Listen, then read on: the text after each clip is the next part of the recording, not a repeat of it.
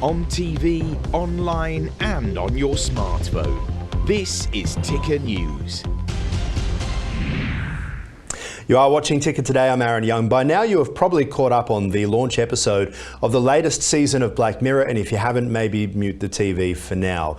But just when you thought that Netflix's Black Mirror references couldn't get any more real, Netflix has pulled a Joan is awful by including terrifying terms and conditions in its new show-based experience as well. And so much of that show comes to life. The season 6 episode Joan is Awful centers on an ordinary woman played by named Joan, played by Annie Murphy, the fantastic actress who is shocked to see her life depicted on a new show by the one and only Salma Hayek as well. She's quite terrified watching this play out, as everyone else is as well. But there are so many legal questions that are thrown up by this, including why on earth would you go on reality TV? For more, we're joined by the CEO of AR Media, Andrew Rossow. An incredible show here. What did you think? Scary, disturbing, very, very real. Which is Black Mirror, right? All up. I had to stop watching it for a while because it just got a bit creepy. It is, and you know, it's draining. It is physically and emotionally exhausting, especially if you're one that likes to binge that type of show back to back. And now we're finally seeing these types of horrors of what digital identity and likeness brings in the realm of streaming platforms and terms and conditions. Yeah, well, talk to us about that. Give us, for those who haven't seen it, a bit of an understanding of what this episode of Joan is Awful on Black Mirror is actually about. At its foundation, it answers the question of what happens when you don't read the terms and conditions of a subscription service, of some type of relationship where you think everything's going to be okay every single time. And what happens when something you weren't expected happens and impacts you personally? Who reads the terms and conditions? If I had to guess, most of us probably ignore it, and that's the reality. They're long, they're convoluted. Sometimes there's a lot of verbiage and lingo that just doesn't make sense, and we scroll through it just to get to where we want to be and to do what we need to do. And there's this kind of assumption that we'll be protected, right? That governments would be right across this sort of thing, and they would make sure that whichever company we're saying accept without reading things from, that there would be extra things in place to protect us from being stuffed over.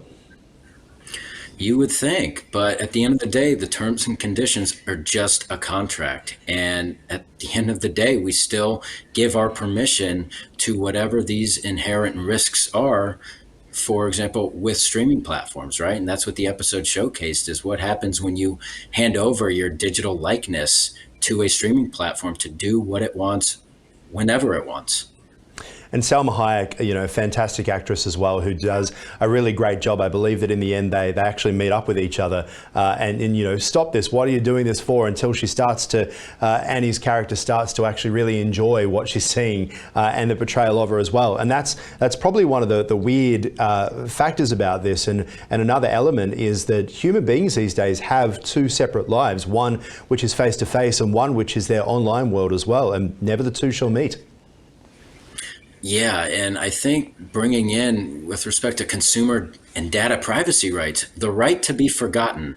We all have put ourselves out there for the world to see. Our digital identity is becoming just as important, if not more, than our real persona. And what happens if somebody has the potential of keeping that memory, that identity alive perpetually forever?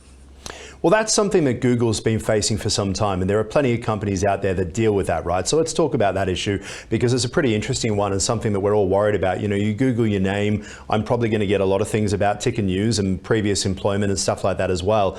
But I think there's like a million different things that come up if you Google my name. I don't think I've done a million interesting things. So quite often it starts, the first few pages might be about you, but then very quickly moves on. There are people, though, that I've Googled to organize interviews about, for example, and to get a bit of an understanding about them, and nothing comes up. And it seems that some people are actually able to delete the history, and there are companies out there that help with that, right? Absolutely, and it goes back to the right to be forgotten, that consumers have a right to have information out there on them removed and hidden. And, going back to the EU's privacy framework of GDPR and California's Consumer Privacy Act, that's a core foundation of what makes these frameworks so powerful, is that we should have the ability to remove ourselves from the digital world.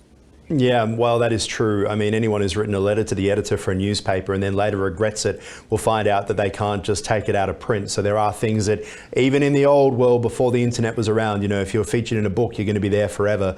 Andrew, Rossow, really appreciate your time. Thanks so much. Thanks so much for having me. And that is a program for now. For more, you can head to tickernews.com. Aaron Young, I'll see you soon.